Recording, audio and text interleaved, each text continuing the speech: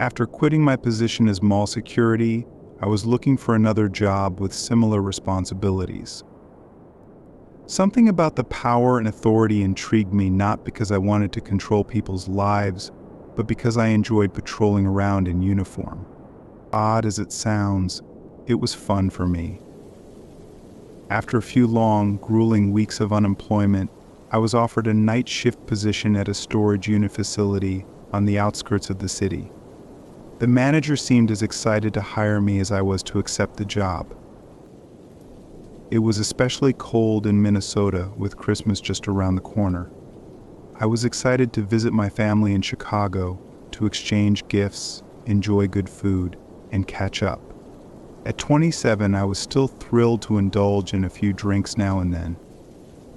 I wasn't an alcoholic, but a cold beer after a long day never hurt anyone. On the night of my first shift, I was relaxing in my messy apartment, watching Netflix until around 7 p.m. Living alone, I rarely worried about my appearance when I had the day off. I wasn't lazy, but I also didn't feel the need to go above and beyond what was expected. I felt proud of myself when I did work hard, but tonight was different. I had picked up my security uniform from the building owner's house a few days earlier, a bit odd, but I didn't think much of it. This would be my first time seeing the actual building. With the address written down, I hopped in my car and began the drive.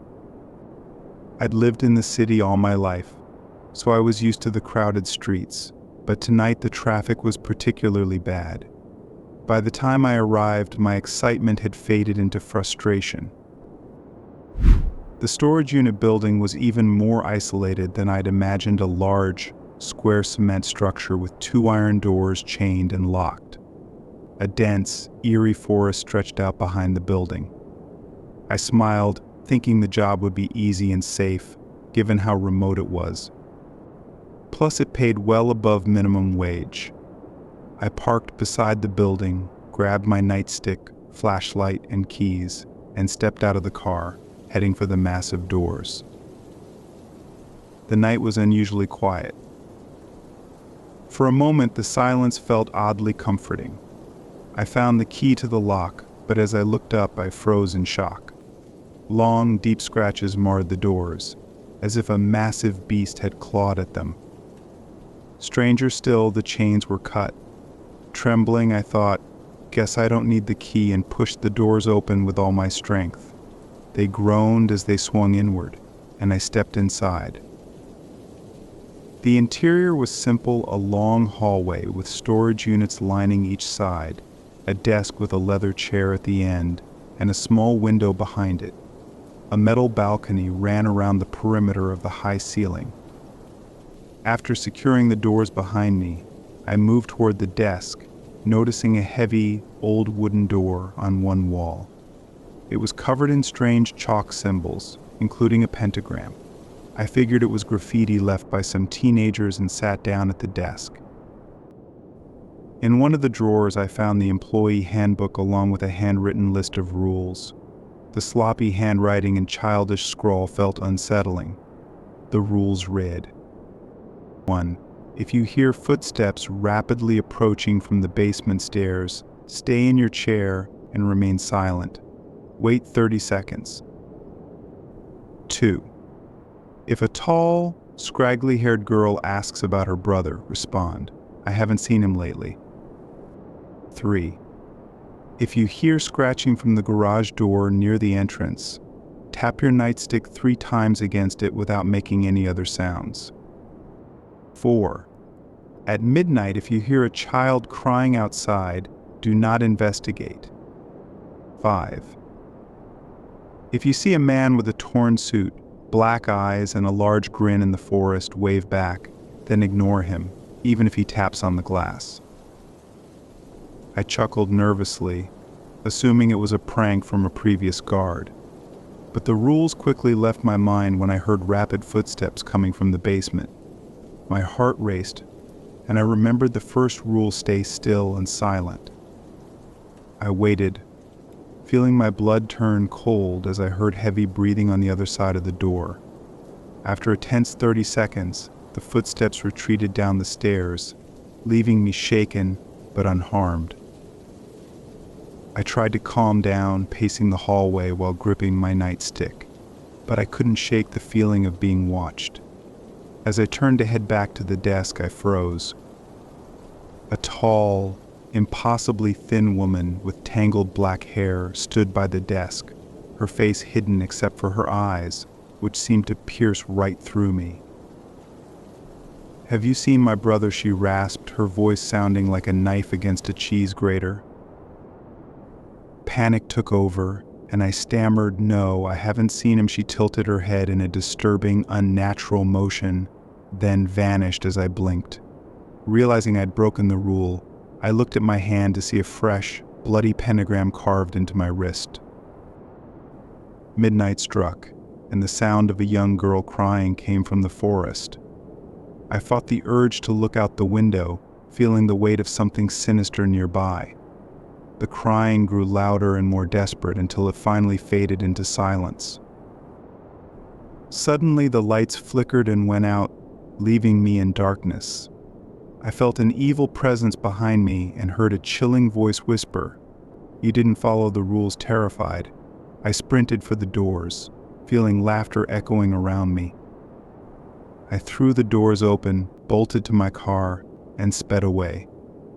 In the rearview mirror, I caught a glimpse of a man with a wide, toothy grin waving slowly as I drove off. Weeks have passed since that night, and I've been seeing a therapist to cope, though I didn't tell her the full story. I called the police, but there wasn't enough evidence to investigate. Recently, I read an article about a security guard who went missing from that same storage facility, his car still parked outside. So to anyone reading this, if something seems too good to be true, it probably is. Trust your gut before you end up like the poor soul in the news.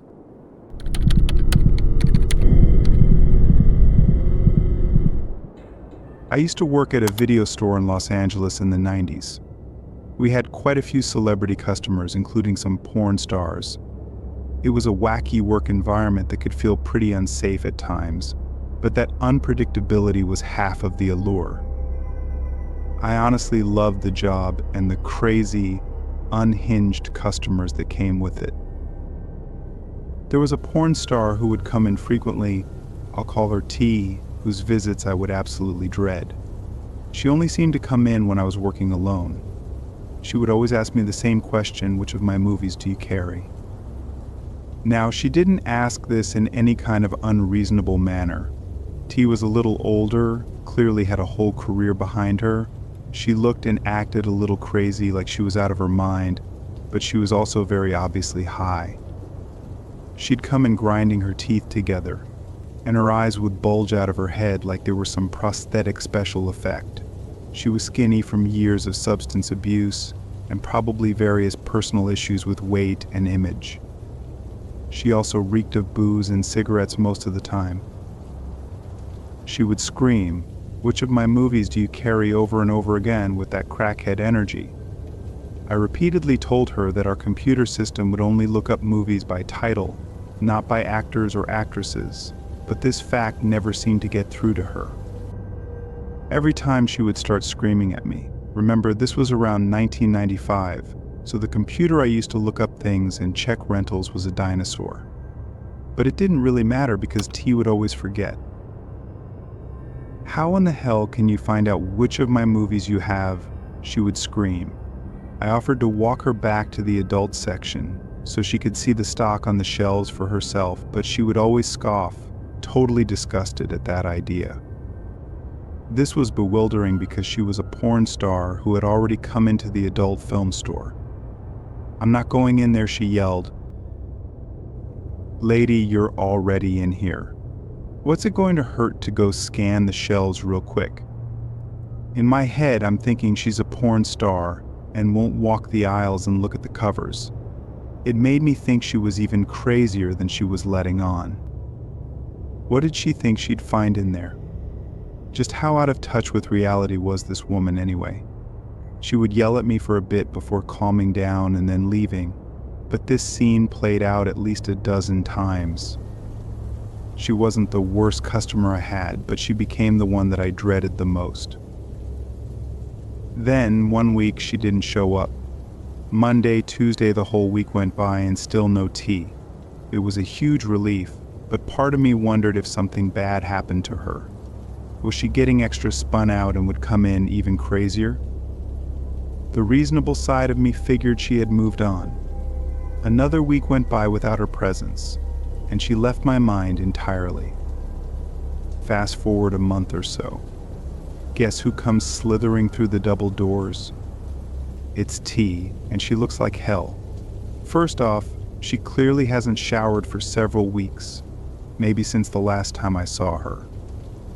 You could always tell when she was really unwashed because her hair would just get more and more vertical. I don't know how else to explain it other than the grease would just hold up this overly dyed, frazzled hair. Her clothes were about the same as always, nightwear and half sporty valet mom. All of this is nothing when I see her face though. She has a huge black eye, and her eyes themselves are just completely insane. She's got pupils like dinner plates, and the outer rim, instead of white, is tinged with a deep yellow. I can't tell if she's sick or more hungover than any human I've ever seen. She comes to the counter and sparks up that same shtick she always does. What movies do you have? Where are they? How many copies? I try to be a little personable and say, "Hey T, it's been a while since I've seen you." We still don't have an updated system that allows me to search those specifics. I can show you the shelves that might help you though. I'll never forget the look she gave me, just this faraway nod, half smile with her mouth all jittery. She asked me if I was sure, to which I said yes. Then she started backing up towards the exit. Unsure of what was going on, I figured she was in the middle of an episode. She'd see herself out and probably disappear for another few weeks. I'd heard of mentally ill people being stuck in loops of behavior. Maybe visiting the video store was part of her loop. Boy, how wrong was I. The door opens not 30 seconds later, and a big, tall, sharp-dressed guy strolls in. I extend a welcome but hesitate. This guy looks pissed. He's storming right up to the counter. I ask if there's anything I can help him with. He sets his hands on the countertop, and they're bling-studded with all kinds of gold and silver, crusted diamonds in between them. He calmly explains that I'm the problem, and that he's here as a solution. I start to come back with something about how I'm just at work, just an employee here. If he wants the cash in the register or the pornos in the back, he can have them. The guy laughs at me, shakes his head, then explains that I'm just upsetting his friend who was just in here. Oh, you've got to be kidding me. T, the crazy cracked out porn star who's been pestering me for months, somehow secured backup. I tell him that I don't know her at all. She's just a needy customer who wants to find her films. There's not an easy way for me to do that, so she'll just have to look over the titles herself. This guy cuts me off with a wave of his hand, says he knows. He's heard every word.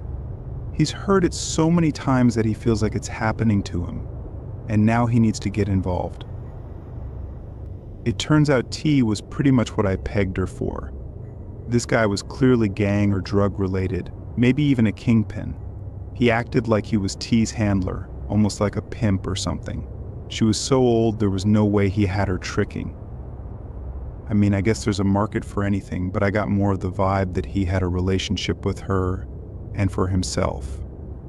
Whatever the case, it's now my problem. I'm looking up at this Coke machine of a man, deciding if I should hit the security button. This is just a video store, so part of me didn't even think that would work. But it was down at the other end of the counter, and if I moved, this guy was going to snatch me up for sure. He states T's full name, then her stage name. They were similar, probably more similar than you'd want them to be. I realized then that T was probably pretty easy to look up in the phone book if you were clever enough. He then asked me, which movies do you have with her in them? Obviously, he didn't want the same excuses I'd given before, so I threw my hands up in defeat. I logged into the computer beside me, pulled up the inventory list of the entire store, and started doing it the old-fashioned way. I jotted down a short list of titles that I recognized and just started from there. It took me almost an hour to find every single tape, constantly double-checking the shelves and discount racks for hidden copies. The whole time, that guy just casually followed me around, not saying a word, just watching me gather them all up in a tub on the counter. He'd crack his knuckles, roll his neck, textbook intimidation stuff. It was like a scene from Goodfellas. It was only after I started to pile up all the tapes that I realized just how extensive T's career was. She was a mainstream actress for like 20 years, from what I could tell, and had been produced by some of the bigger studios throughout the decades. It occurred to me that this crackhead burnout probably still received checks for some of this stuff. Now the guy behind me made sense. As I said, I did it. That was it. I told him it'd take me a minute to wring them all out. He asked what I meant by that. I said a charge for all the films. I explained I couldn't just let 80 or 90 tapes disappear from our store. The guy picks up the bin of movies with one arm, slides a pistol out of his waistband with the other, looks me up and down, sets the barrel on the counter, then asks me if we're good. I just nod with a sigh, tell him to take care. I called my boss after I saw them leave the parking lot, who in turn told me to call the police. Both of them showed up 20 minutes later. The police took a statement, and my boss filed a report of robbery, then fired me right there on the spot. I've thought a lot about that guy, who he was, and why they wanted those movies.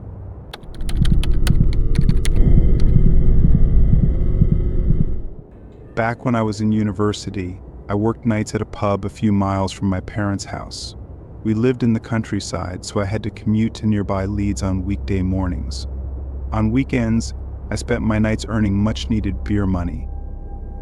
When my late shift at the pub ended, I had to walk about 2.5 miles along narrow, poorly lit country lanes to get home. We had a taxi service in the nearby village, but on weekends it was pretty much fully booked. Besides, I didn't want to spend my nightly wages on a taxi. One of the great things about working in countryside pubs was the phenomenal tips. The sense of community and old-fashioned values meant that farm hands and landed gentry alike always tipped on their orders. Sometimes it was just 20 pence, but occasionally they'd leave 4 or 5 pounds of change, especially when they'd had a few too many and were feeling generous. My shifts usually ended at about 11:30 p.m. once last orders had been called and we'd cleaned down the bars. All the staff would usually hang around for a drink until about midnight before going our separate ways. One Saturday had been particularly busy. The weather was spectacular, and there had been some kind of garden festival in the area. This meant all kinds of people from near and far had visited the pub, adding to my tips. By the end of the night, I had €112. It was more money than I'd ever had in my life, and I didn't want to waste any of it on a taxi. A belly full of lager would see me home with no problems.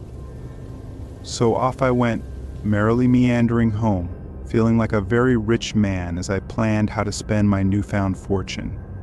It was dark out, really dark, with only a sliver of the moon to light my way, but I was too buzzed and cheerful to care. About a mile into the journey home, I was blasting some AC/DC in my earphones when I saw the lights of a car coming up behind me. It passed slowly at first, and I thought the driver might ask for directions, but the car just kept going. Since the festival was on, I thought nothing of not recognizing the vehicle or its driver. But once the car had passed me by about 200 yards, it just stopped in the middle of the road. I watched it sit there for a minute, continuing on my way until it dawned on me that it wasn't going to just drive off. I got the weirdest feeling that it was waiting for me. I know that sounds paranoid, but sometimes you just get a bad feeling about something, a tight feeling in your stomach that tells you something is badly wrong. So I stopped walking and stood at the side of the road, staring at the car's rear lights until it finally revved its engine and took off into the night. I wasn't freaked out, thanks to the beer. If this had happened while I was sober, I'd have been much more scared. I'm not a tough guy at all. So when a couple of minutes later I saw a pair of headlights coming at me from the opposite side of the road, I wasn't worried. I just kept walking as the car passed me, but I realized it was the same car from before. Just like before, it stopped a couple of 100 yards down the road from me. I was now convinced it was a car full of city folks who had managed to get lost in the dark. Again, I stopped at the side of the road, waiting for it to reverse so the driver could ask for directions, but it didn't. The car did a U-turn in the middle of the lane, then switched off its headlights and began to creep slowly down the road towards me. I wasn't freaked out before, but I was then. I was completely and utterly terrified. I had no idea what the driver's intentions were, but they were obviously not good. My head was spinning with grim ideas of what they were planning: robbery, kidnapping, or worse. I just started running, looking for a gap in the hedgerows so I could jump into one of the nearby fields to hide. I finally found one, scrambling over the dry stone wall and badly scraping my elbows in the process. My first thought was to grab my phone from my backpack to call the police, but the light from the screen meant the driver would find me quickly. I panicked, threw it back in my bag, and decided hiding was my best option. Even if I got through to the police, it would take them a while to get there, and it might be too late by then. So I crouched at the base of the hedge, terrified, just trying to hide so the driver would think I'd run off over the fields. The only thing I could rely on at that point was my sense of hearing. I was listening for footsteps, the car's engine, anything to give me an idea of what was happening on the other side of the hedge. A couple of minutes felt like half an hour, and in that time I hadn't heard a single thing from the road. When it felt safe to check, I started to slowly edge towards the section of hedge I'd jumped over, ready to peek over the dry stone wall for any signs of the car. Right then I heard the sound of car doors slamming, not one door, but two or three, all closing at once. The car hadn't moved that whole time they'd been sitting in the middle of a dark country lane, waiting for me to emerge. My heart was pounding. I can't convey how terrifying it is to know you're being hunted by a gang of complete strangers. I just bolted, hurtling across the dark field towards a small wooded area. I knew the area well, so despite not knowing exactly where I'd end up, it didn't matter. It was either run or face being caught by the guys hunting me. I hid out in the woods for as long as I could, watching the field I'd just crossed for shadows or torches, but again, there was nothing. When the coast was clear, I took off in the opposite direction, crossing fields and staying off the roads until I found my way back home. Even though it was the middle of the night, I woke my mom and dad and told them exactly what had happened. Naturally, they called the police and arranged for some officers to visit the next morning so I could give a description. A month or so went by, and we heard nothing. I'd stopped walking home and started paying for taxes to ensure I got back safe. I was managing to forget about what had happened, or at least let it slip to the back of my mind. That's when the police called back. The guys had been arrested for committing an assault on an elderly man just a few villages away from us. They were part of a gang based in nearby Leeds, where I went to university, that would drive out into the country at night, where there were hardly any CCTV cameras, before assaulting people as part of some initiation. I was glad they'd been caught, but it still bothers me that some people are so willing to commit violence against a total stranger. I still walk places at night sometimes, but I don't use noise-canceling headphones anymore, and I always carry a small penknife just in case. If you work night shifts, I'd recommend you do the same. You never know who's out there lurking in the darkness, just waiting to make someone a victim.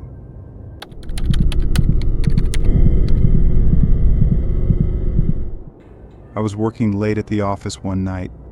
We have a big 2-story building in a business complex, and sometimes if we have to catch up on work, we kind of have to stay late.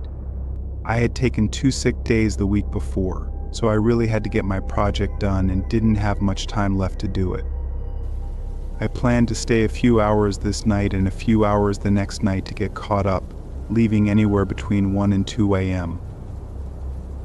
Often others would be there late as well, but this night it was just me. I was working at my desk, which was in the middle of a room full of desks. As I typed away on my laptop, I started to get a little drowsy. After fighting it for a bit, I got up to make some coffee in the break room.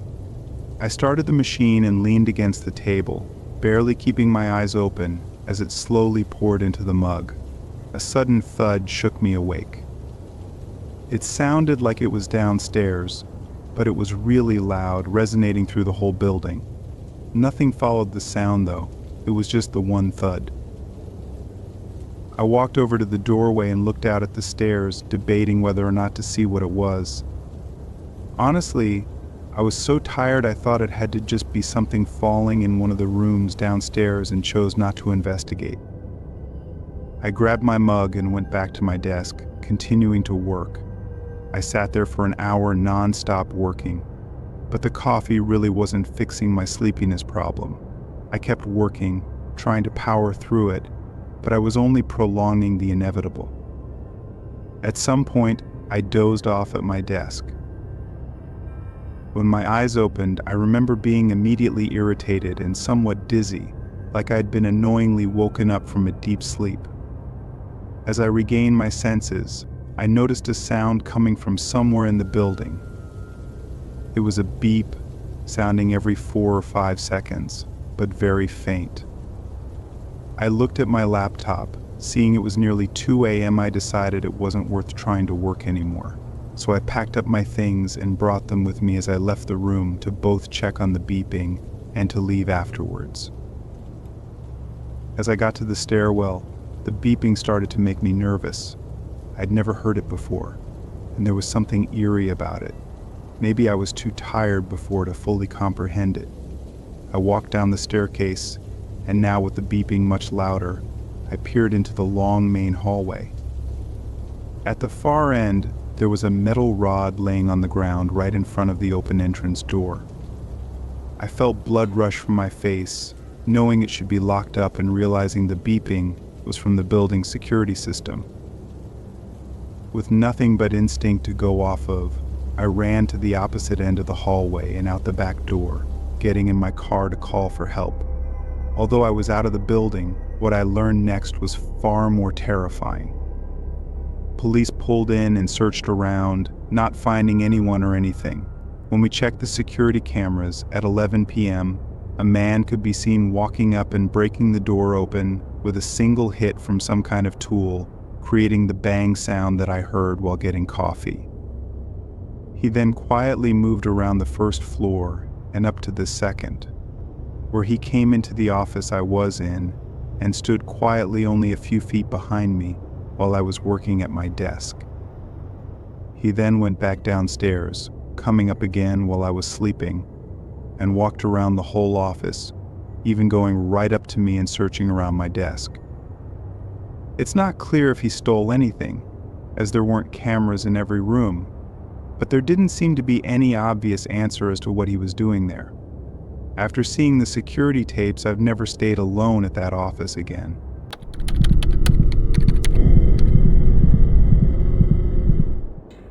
I used to work night shift security, and by far the scariest thing I ever encountered was when I chanced upon a robbery in progress. I was patrolling one of our assets around the start of my shift at 10 p.m., walking around the perimeter of the building. Everything looked in order except an air conditioner near ground level that had fallen out of place. The air conditioner didn't fit well in the hole, so there had been a wooden plank to prop it up and keep it in place. I assumed that the stick had somehow been nudged and the AC unit had fallen out of place. It wasn't very heavy, so I propped the air conditioner back into its hole in the wall, positioning the stick to keep it in place. I continued my walk around the building, reaching the next window, and to my surprise, someone was there.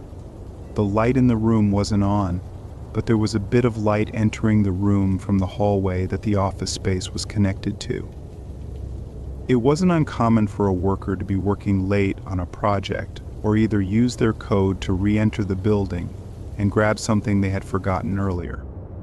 I pressed my face to the glass to see who it was and if I would recognize them. Once I was peering through the glass, I could make out that it definitely wasn't an office worker. The person was wearing a ski mask over their face. They noticed my face pressed up against the window and hustled out of the room. Realizing that a robbery was in progress, I quickly put two and two together, figuring out that the fallen air conditioning unit hole was most likely the way they had entered the building. I immediately pressed a button on my phone in an app that my company used to notify police if they needed to send cars to my location. I was still standing only about 100 feet away from the AC unit, so I ran over to see if that was going to be how the perpetrator would attempt to escape. Sure enough, shortly after I had reached the AC unit, it came flying out at me as the intruder pushed it forcefully from inside. The AC unit was knocked straight backwards into my chest, and I watched as the person in the ski mask flew through the hole in the wall, barreling into me and the AC unit that I had somehow managed to catch. The suspect ran into a nearby neighborhood, but the police arrived soon after and had them cornered in a city block, shutting down the entire street and eventually capturing them. It felt good to say that I had stopped an attempted robbery in progress, but I'll never forget the image of the person flying through a dark hole in the wall directly into me. It was quite terrifying, and I had nightmares about it for the next couple of nights.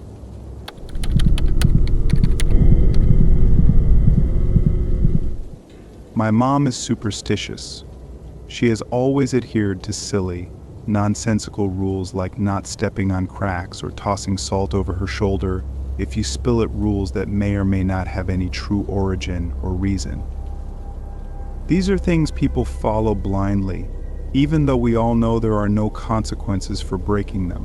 One of my earliest memories involves my mom nervously demanding I hold my breath until she says otherwise. I don't remember where we were coming home from late at night, but Mom and Dad were in the front seat, and I was in a car seat, half asleep. Suddenly she said urgently, "Jason, hold your breath." She'd smacked Dad on the arm. "You too, please. Just do it." Then she'd gulped in a big breath and held it as we traveled down the foggy night road. Once she released her breath and said, "Okay," my dad laughed. He was used to her superstitions and normally just went along to make her happy. "Why'd I have to hold my breath, Mommy?" I'd asked. Mom swiveled in her seat to look at me. "Because we were getting ready to pass a graveyard. Didn't you see it?" I hadn't seen it, which I was glad about. "It probably would have spooked me out." I shook my head. "Well, anytime you pass a graveyard at night, you must hold your breath until you make it safely past." I frowned and wrinkled my nose. "You do? Why?" I asked. She gave me a serious look. "Son, you just do, that's why. To be safe. That's why it's so important to always pay attention to your surroundings." Sometimes I think back to that and laugh a little. To think it's important to pay attention to your surroundings for the sole purpose of knowing when you're passing a graveyard. It's sort of funny. Do you know what it takes to get hired at a graveyard? Like as a job? Well, actually, in my case, it took exactly no effort. It took my dad drinking coffee with the city workers at the local diner on Sunday mornings and volunteering me when they said they needed a part-time groundskeeper. I didn't particularly care for the idea, but I did like money. And spring had come, so the weather was getting pretty nice. So I guess I didn't mind too much when I started working Mondays, Wednesdays, Fridays after school, and Saturday mornings at our town's small cemetery. I'd go and prune bushes, pick up fallen tree limbs, cut the grass, and eat carefully around tombstones. I was a teenager, but I was a pretty nice kid. I felt respectful of the place's residents, and I treated the grounds with proper reverence. I even came to enjoy the job. Sometimes when I came, there would have been a funeral earlier in the day. The casket would be lowered into the ground, and the mourners would be gone by the time I arrived. But the grave would be uncovered, with a pile of dirt still next to the chasm in the earth, waiting to be filled in. Or I would arrive on a Saturday to find a grave or two dug, a deep, perfect rectangle, awaiting a funeral later in the day, yet to have a casket lowered in. I hated to admit it, but I always liked the smell of the freshly dug graves. It generated a natural, earthy scent. Sometimes I felt the graveyard smelled old and stale, and also a little like an old lady due to the mixture of flower arrangements both growing and wilting away. It was probably all in my head. I supposed it was normal to just think that a graveyard smelled odd because a graveyard was an odd place. Nonetheless, I liked the ageless smell of the freshly turned earth. I never saw anybody digging the graves. Month after month passed, and I never caught a glimpse of anyone doing it. I also wondered why the graves were left open after a funeral. Why didn't the gravedigger come and fill it in right away? It seemed sort of eerie and maybe a safety hazard. Normally I was alone in the graveyard during my short shifts, but once in a while I would cross paths with another city worker who'd come in on some errand or task. The guy who sort of ran the graveyard, if that's a thing, was a grumpy old guy who never had much to say. One Saturday morning I asked him about the gravedigger. "Hey George," I asked, "how come you never see the person who digs the graves around here?" We were in a small office next to the main mausoleum, and George's eyes shot up from the stack of papers he was shuffling through. "Kind of question is that?" he grunted. I shrugged. "I dunno. Just curious." I guess George gave me a sharp look, staring at me for a second. "He works at night," he finally barked. "Oh, always. Like he never needs a night off to work in the day instead." He was glowering at me then. Boy, it's a job for the nighttime. "Now, if you ain't got nothing to do, I reckon you can just skedaddle." From then on, I got sort of obsessed with the gravedigger. Thinking of it as a job that had to be done strictly at night made it all the more strange and alluring to me. Who was this person? What had drawn him to this sort of work? What was he like if he'd been spending a lot of time at night, all alone, digging graves? What did he look like? Why? Why on earth did he do this? I talked to my friend Jacob about it. I told him one day about all the open graves that popped up in the morning, what grouchy old George had told me about the night gravedigger, and my general fascination with this person. Jacob stared at me blankly. "Dude, you're nuts," I laughed. "Seriously, I think working in the graveyard has gotten to you. I need to tell your parents to make you quit that job." I chuckled again. "Nah, it's a surprisingly okay job. Nothing creepy or like crazy making has ever happened." I bugged out my eyes and lurched at him playfully. He ducked out of my way. Seriously, though, I continued. "Don't you ever think about what certain jobs are like? Like being a garbage collector or an NFL football player?" Those are two really random selections, but yeah, I guess I kind of think a lot about law enforcement. I might like to go that route when I'm older. See, that's exactly what I mean. You think about jobs and wonder about what the job is like, and maybe about what sorts of people do certain jobs, right? Jacob shrugged. "Yeah, I guess. Seems legit." "So yeah, then you get what I'm saying. You're already thinking about a law enforcement career." What I want to know is who wakes up one day and goes, "Boy, I really feel passionate about pursuing a career in the field of digging graves." Jacob cracked up laughing. "Okay, yeah, I guess I see your point. So the guy never comes around except late at night? There's literally no way you could get to meet him, I don't think so. So I guess you have to go there at night then." I frowned. There is no way I could get out late at night unnoticed. And anyway, it's illegal to go into a cemetery past dark if you don't work there, dude. You do work there, Jacob informed, rolling his eyes. Well, I mean, it wouldn't be my time to work, so it wouldn't be okay for me to be there. And anyway, don't you think it might kind of freak him out if someone just showed up late at night? Jacob thought about it for a minute. Well then, I guess your only option if you really wanted to get a look at this guy would be to install a camera, what I cried. Sure. Like a little motion-activated camera. Like a Ring doorbell or something. Just put it somewhere that it most likely won't be noticed, and then it'll just kick on when someone moves near it. That sounds sort of stalkery, Jacob shrugged. You sound sort of stalkery, dude, wouldn't that be pretty sketch? Like, don't you think we could get in trouble for this? Jacob asked with a laugh. I mean, I suppose you could get in trouble. But the trick would be to leave it somewhere low-key and then get rid of it once you're satisfied. And if someone finds it and bothers to trace who it belongs to, which they probably wouldn't, then you could just make up something about being worried about vandals and trying to do a community service. Wow. Great idea, I exclaimed. You have sort of a criminal mind for someone who wants to be a cop. Hey, well, maybe that'll make me an excellent cop.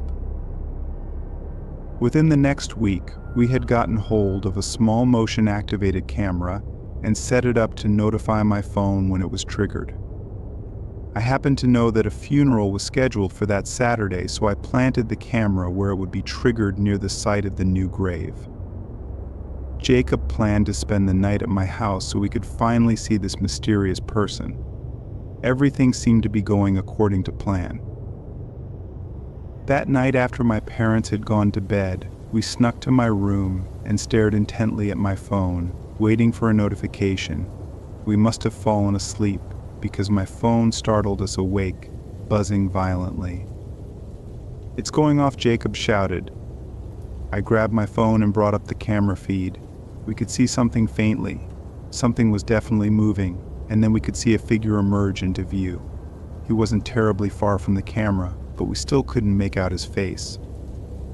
"I'll try to enhance it," Jacob offered. He reached over me and tapped my phone. The screen brightened, and the camera zoomed in closer. Jacob and I sat and stared. The figure was bent over, doing something with the ground. The way he moved looked so strange. He wasn't using a shovel like I'd expected. He seemed to be clawing at the ground with his hands, digging vigorously. "What's he doing?" Jacob whispered. "I don't know," I whispered back. "He's not digging with a shovel," Jacob stated the obvious. "I don't know why," I said, keeping my eyes glued to the screen. Suddenly the figure stopped digging and stood up straight, and we could make out the rest of him. His hair was long and scraggly, and his clothes looked like they were torn and dusty. His eyes looked dark, even though he was standing a decent distance from the camera. He took a deep breath, stretching his mouth wide as he breathed in. Jacob and I looked at each other, freaked out but fascinated. "Why is he doing that?" Jacob asked. Doing what I wanted to know.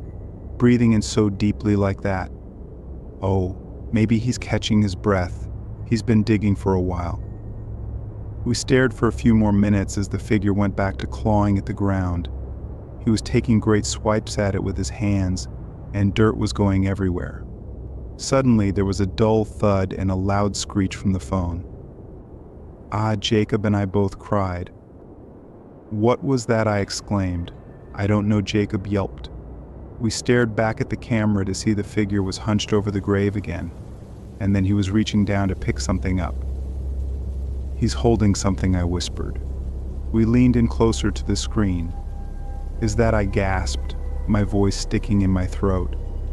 That looks like I couldn't finish the sentence. Jacob was staring open-mouthed. The figure stood up again, this time holding up what looked like a long, thin rod. It took us a moment to realize what it was, a bone. He held it up and looked at it, then slowly turned his head in our direction. He looked directly into the camera, and we could see his eyes glowing faintly in the dim light. Jacob and I both let out startled gasps and nearly dropped the phone. The figure started to move towards the camera, and we scrambled to turn it off. "What is he doing?" Jacob whispered frantically. "I don't know," I whispered back. "We have to go see," Jacob urged. I shook my head. "No way. That's crazy, come on, we have to go, we can't just leave him there." Jacob insisted. We grabbed our flashlights and hurried downstairs, trying to keep as quiet as possible so as not to wake my parents. We crept outside and made our way to the graveyard. As we approached the area where the camera was set up, we could see the figure in the distance. He was still standing near the open grave, holding the bone. We hesitated, unsure of what to do next. Should we call the police? I asked. "No, let's just see what he does," Jacob replied. We watched as the figure slowly lowered the bone back into the grave and began to cover it with dirt. He moved with a slow, deliberate grace, as if he was performing some kind of ritual. Once he was done, he stood up and looked around, seeming to take in the surroundings. Then, without warning, he turned and started walking towards us. "We need to hide," Jacob whispered urgently. We ducked behind a nearby tree, trying to stay out of sight. The figure passed by, and we held our breath, hoping he wouldn't notice us. He continued walking, and we breathed a sigh of relief once he was out of sight. "Let's get out of here," I whispered to Jacob. We made our way back home as quietly as possible, both of us shaken by what we had witnessed. The next day, we went back to the graveyard to retrieve the camera. As we approached the area, we noticed that the grave was completely covered up, and there was no sign of the figure. "Do you think it was all just a dream?" I asked Jacob. "I don't know," he replied. "But I think we should keep this to ourselves for now," we agreed, and went our separate ways, both of us unsure of what we had seen. From that day on, I couldn't help but feel a sense of unease whenever I passed by the graveyard. I couldn't shake the feeling that the gravedigger was still out there, watching and waiting.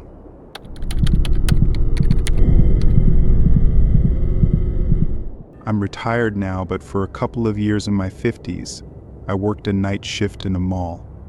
I was a custodian and would come in and clean once the mall had closed for the night. Most of my nights were spent cleaning up the food court areas, as well as taking care of bathrooms.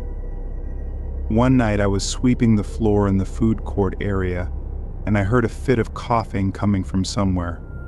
I looked around the dimly lit food court area but didn't see anyone.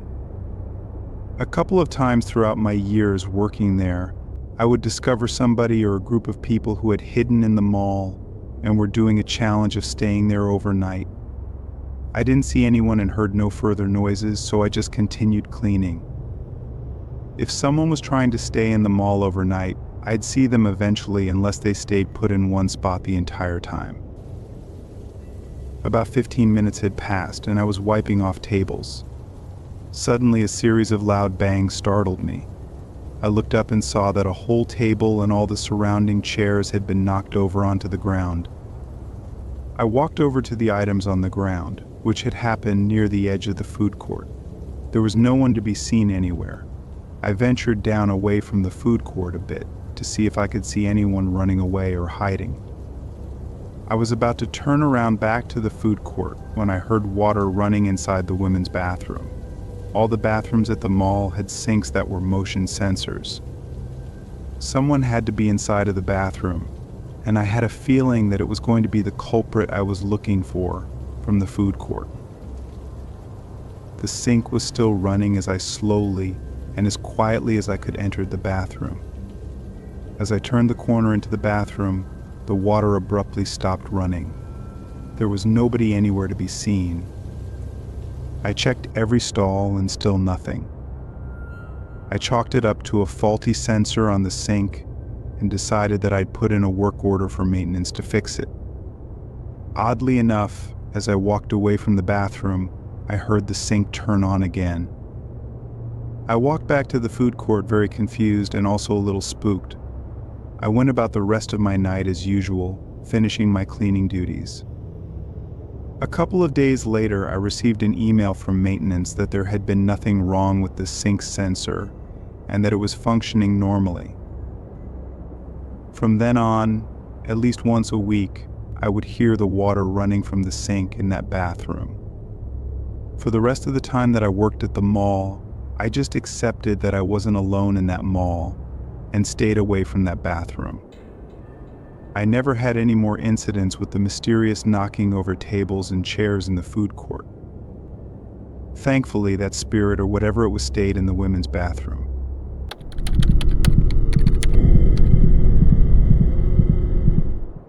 I spend the nights working as a security officer. My job is to travel around to various buildings, mostly businesses that hire my company for security. I swing by each of these places multiple times at night, ensuring that nothing funny is going on and the building is secure. Honestly, my job is really boring, as you can picture that on a night-to-night basis. Not much is going on around an office building. I'm required to walk around each entry point to the building, making sure that it's locked and secure. I have keys to all these buildings in case I need to go inside, but in the 3 months working this night shift, I never had to go inside a building. However, that all changed during a shift I had 2 weeks ago. I had reached my third building of the night, which was a smaller 4-story office building. I made my rounds around the perimeter of the building, shining my light up at windows, ensuring they were intact, and pulling on doors, making sure they were locked. I circled around to the backside of the building when I did. I was shocked to see that a door was not only unlocked but also propped open. I never had to deal with a situation like this before, and, quite frankly, I was nervous to go inside the building. I maneuvered my way through the building, moving very slowly and shining my flashlight into every room and corner. It took me a while, especially since I was nervous, but I made my way through all 4 floors of the building without seeing anything unusual. I made my way back to the door that had been left open, removing the prop in the door and locking it behind me.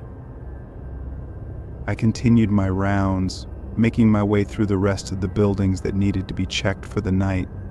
I decided to head back over to the office building that I had walked through earlier to make sure that everything was okay.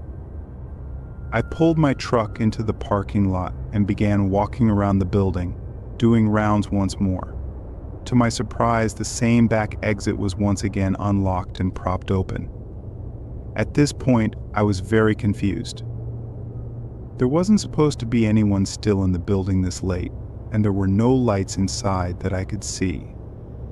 I reluctantly entered the office building once again and searched it from top to bottom, this time even calling out multiple times to see if anyone was there. Once again, I saw and heard nothing unusual my entire trip throughout the building. I returned to the back exit and saw that the door was now closed.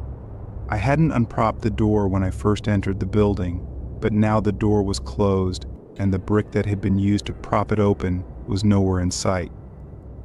Again, this was my first time having to enter a building while I had this job, so I was a little scared at this point. I quickly locked the door and hurried back to the safety of my truck. Nobody was supposed to be in that building, so I was relieved that I hadn't ended up seeing anybody during my rounds of the building. It was eerie to me, though, that during both of my searches at the building, somebody had been in there somewhere, evading me and then slipped out the back door without me seeing them. I called the office building the next day, asking if anything important was missing or had been stolen, but nothing they were aware of was gone. I still currently work the security night shift job, but haven't had any nights like that one at the office building since then.